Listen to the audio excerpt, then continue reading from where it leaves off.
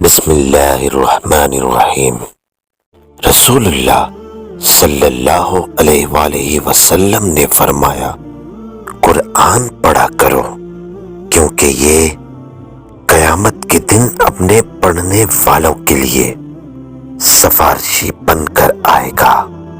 کھلتے ہوئے پھولوں کی مانند دو صورتیں سورہ بقرہ اور سورہ آل عمران پڑھا کرو کیونکہ یہ دونوں قیامت کے دن پتلیوں کی صورت یا پرندوں کی صورت پر پھیلائے ہوئے پرندوں کے غول میں آئیں گی اور اپنے پڑھنے والوں کے لیے جھگڑا کریں گی۔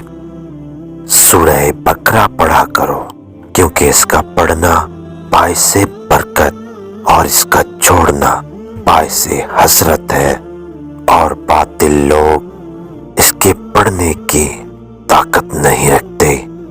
کیا میں تمہیں ایسا عمل نہ بتاؤں کہ جس سے اللہ کی ذات گناہوں کو معاف اور درجات کو بلند فرماتی ہے؟ صحابہ نے عرض کیا، کیوں نہیں یا رسول اللہ صلی اللہ علیہ وآلہ وسلم، ضرور بتائیے۔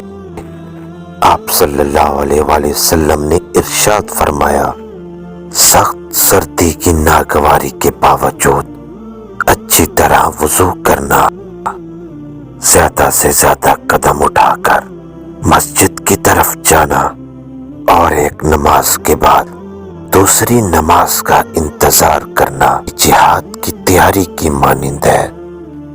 رسول اللہ صلی اللہ علیہ وآلہ وسلم نے فرمایا، پل صراط جہنم کے دونوں کناروں پر رکھی جائے گی، اس پر سادان کے کانٹوں کی طرح کانٹے ہوں گے، پھر لوگ اس پر سے گزرنا شروع کریں گے تو بعض لوگ صحیح سلامت گزر جائیں گے، بعض لوگوں کے کچھ اعضاء کٹ کر جہنم میں گر جائیں گے، پھر نجات پائیں گے، بعض لوگ اسی پر اٹکے رہ جائیں گے اور بعض اوندے منہ جہنم میں گر پڑیں گے۔